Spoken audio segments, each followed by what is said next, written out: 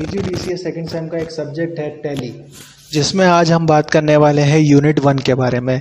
और यूनिट 1 में मैं आपको बताने जा रहा हूँ बेसिक कॉन्सेप्ट ऑफ अकाउंटिंग।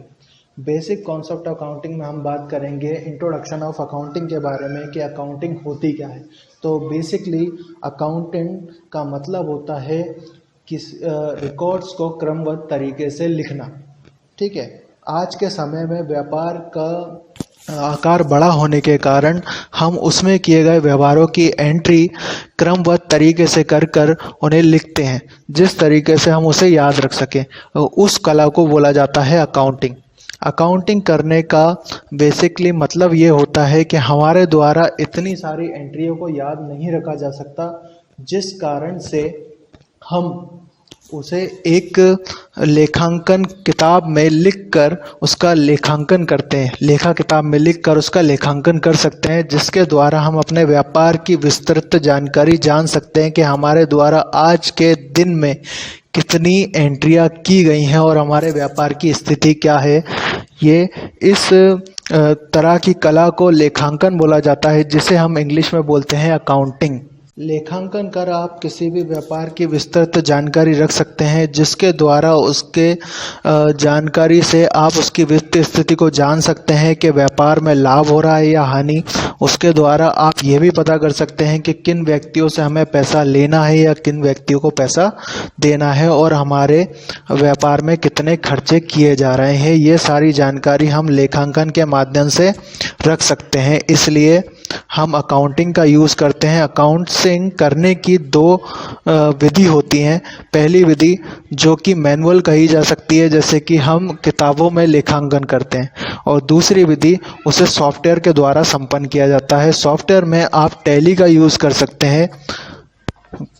लेखांकन में हमारे द्वारा जो व्यवहार नोट किए जाते हैं उन्हें रिकॉर्ड्स कहा जाता है, जिन्हें हम एंट्री भी कह सकते हैं।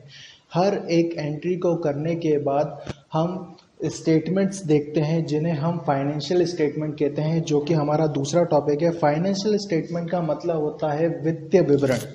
वित्तीय विवरण में हम दो तरह के स्टेटमेंट्स देखते हैं। इसमें पहला होता है हमारा बैलेंस शीट और दूसरा होता है profit and loss account. Balance sheet आपके व्यापार की स्थिति को दर्शाती है और साथ ही साथ जो प्रॉफिट एंड लॉस अकाउंट होता है वो आपके व्यापार की प्रॉफिट एंड लॉस की स्थिति को दर्शाता है।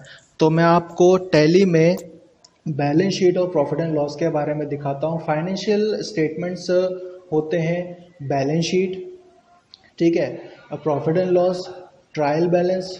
तो मैं टैली ऑन कर ले रहा हूँ और उसके बाद मैं आपको फाइनेंशियल स्टेटमेंट्स की विस्तृत में बताऊंगा कि फाइनेंशियल स्टेटमेंट में हमें क्या क्या देखने को मिलेगा और कहाँ पर कौन सी चीज़ें दिखाई जाती हैं। ठीक है, तो मैं स्किप किया और यहाँ पर आपको रिपोर्ट्स वाला सेक्शन जो दिखाई दे रहा है, उस सेक्शन में आपको बैलेंस शीट देखने को मिलेगा, प्रॉफिट एंड लॉस देखने को मिलेगा, रेशो एनालिसिस देखने को मिलेगा। तो सबसे पहले हम रिपोर्ट्स में देखने जा रहे हैं बैलेंस शीट को। तो बैलेंस शीट में दो साइड होते हैं। पहला साइड होता है लायबिलिटीज, ये हमारे व्यापार के दायित्व होते हैं। इन दायित्वों को हमारे द्वारा चुकाया जाता है। जबकि जो दूसरा साइड होता है वो होता है असेट्स, जो कि हमारे व्यापार की संपत्ति होती है, जो कि बैलेंस शीट का दूसरा साइड होती है। और बैलेंस शीट के जो टोटल बैलेंस होते हैं वो दोनों साइड हमेशा बराबर रहते हैं। तो लायबिलिटीज़ की साइड आपको देखने को मिलेगा कैपिटल अकाउंट, और यहाँ पर लोन लायबिलिटीज़ और करंट लायबिलिटीज़।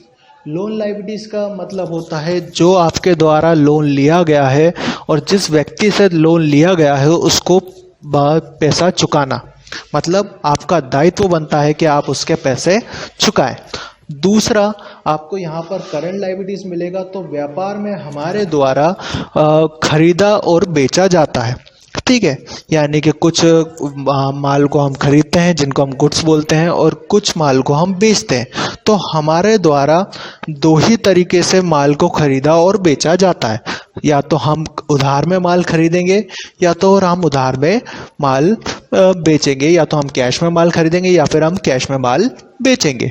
तो यदि आपने उधार में माल खरीदा है तो उसे हम करंट लायबिलिटीज कहते हैं, यानी कि हमारे चालू दायित्व।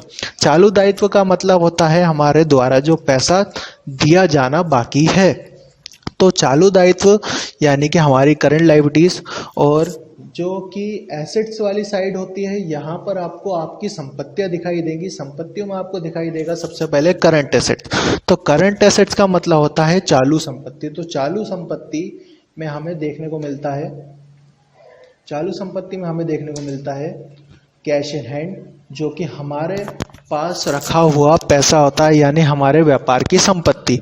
यदि आपने बैंक में पैसा जमा किया है तो वो भी आपकी संपत्ति होती है, तो वो भी आपको करंट एसेट्स में ही देखने को मिलेगी, लेकिन उसका सेक्शन अलग होता है बैंक अकाउंट के अंदर, यानी उसका एक फोल्डर आपको अलग देखने को मिल जाएगा। उसके अंदर आपने जितने बैंक में पैसा डिपॉजिट किया होगा तो वो आपको यहाँ पर देखने को मिल जाएगा। ठीक है, फिर मैं बाहर चलता हूँ। उसके बाद यहाँ आपको देखने को मिलेगा प्रॉफिट एंड लॉस। तो अभी जो मेरे व्यापार की स्थिति है, मेरे द्वारा कुछ पैसा खर्चा किया गया है, क्योंकि मैंने यहाँ पर पैसा लगाया था 1 लाख रुपए और मेरे पास बचे हैं 47,000 रुपये, यानी मुझे लॉस हो रहा है। लॉस क्यों हो रहा है? क्योंकि मैंने कुछ खर्चे किए होंगे। तो ये स्थिति दिखाएगा प्रॉफिट एंड लॉस अकाउंट, जो कि मैंने आपको कहा था कि एक फाइनेंशियल स्टेटमेंट होता है। तो यहाँ पर हमने देखा कि मैंने यहाँ पर 10,000 रुपये का परचेस किया हुआ है, जो कि यहाँ पर दिखा रहा है। उसके बाद मैंने 15,000 रुपये का माल बेचा है, तो मुझे यहाँ पर फ़ायदा हुआ है 5,000 रुपये का। लेकिन मैंने कुछ खर्चे कर दिए हैं। खर्चे यानी एक्सपेंसेस। एक्सपेंसेस दो तरह के होते हैं, डायरेक्ट एक्सपेंसेस और इनडायरेक्ट एक्सपेंसेस, जिसमें से अभी आज मैं आपको दिखाने जा रहा हूँ इनडायरेक्ट एक्सपेंसेस। तो इनडायरेक्ट एक्सपेंसेस आपको यहाँ पर दिखाई देंगे, और जैसे ही आप इस पर एंटर करेंगे तो यहाँ पर आपको दिखाई देगा बेसिक सैलरी मैंने यहाँ पे दिखाई हुई है। ठीक है, यहाँ पर आवर्स लिखे हुए हैं, यहाँ पे ओवर टाइम लिखे हुए। तो ये मेरे कुछ खर्चे हैं, मैंने कुछ सैलरी पे करी है, मैंने कुछ ओवर टाइम दिया है लोगों को, इसलिए मुझे 53,000 रुपये का लॉस हो रहा है।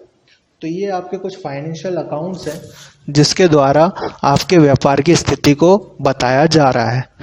ठीक है, फाइनेंशियल ईयर हमारे व्यापार की स्थिति को दर्शाने के लिए होते हैं। ये व्यापार की स्थिति को दर्शाते हैं हमारे द्वारा की गई बेसिक जनरल एंट्री से। ठीक है, यहाँ पर आपको तीसरा स्टेटमेंट देखने को मिलेगा, जो कि है ट्रायल बैलेंस। ट्रायल बैलेंस में भी आपको यहाँ पर कुछ ऑप्शंस देखने को मिलेंगे। यहाँ पर भी दो साइड होते हैं, एक साइड होता है डेबिट साइड और एक साइड होता है क्रेडिट साइड। तो यहाँ पर कैपिटल अकाउंट जो आपको देखने को मिलेगा, यानी जो पैसा आपने लगाया या फिर जो भी पैसा आपके पास आया है, वो आपको क्रेडिट की साइड देखने को मिलेगा। जबकि जो आपके करंट एसेट्स होते हैं वो आपको दिखाई देंगे डेबिट की साइड भी। ठीक है, उसके बाद यहाँ पे आपको सेल्स अकाउंट दिखाई दे रहा है। तो 15,000 रुपये का मैंने माल बेचा है, तो यहाँ पर आपको 15,000 रुपये दिखाई दे रहे हैं। उसके बाद यहाँ पे परचेस अकाउंट है, तो ख़रीदा है माल मैंने, तो यहाँ पे परचेस अकाउंट दिखाई दे रहा है। तो ये आपके व्यापार की स्थिति को दिखा रहा है। और यहाँ पर अभी टोटल जो भी हमारे साथ व्यवहार हुए हैं वो 1,18,000 रुपये के हुए हैं। और यहाँ पर एक होती है डे बुक। डे बुक का मतलब होता है दिन के हिसाब से चलने वाली एक बुक, यानी कि आज की तारीख के हिसाब से। जैसे मेरी जो कंपनी है 1 मई 2017 में चल रही है, तो 1 मई 2017 में जो भी एंट्रियां मेरे द्वारा की गई हैं वो डे बुक में दर्शाई जाएंगी 1 बाय 1, यानी सीरीज वाइज, जैसा कि मैंने आपको कहा था क्रमबद्ध तरीके से। तो सबसे पहली एंट्री मेरे द्वारा की गई है जो कि मैंने अटेंडेंस दिए, अटेंडेंस की एंट्री है, और दूसरी है पेरोल की एंट्री, यानी पेरोल जो होता है वो सैलरी बनाने के लिए होता है। तो आज की क्लास में हमने देखा कि फाइनेंशियल अकाउंट्स, फाइनेंशियल अकाउंटिंग कैसे की जाती है और फाइनेंशियल स्टेटमेंट्स क्या होते हैं उसके बारे में हम जाना। ठीक है, नेक्स्ट क्लास में हम इसके आगे के चीज़ों को देखेंगे।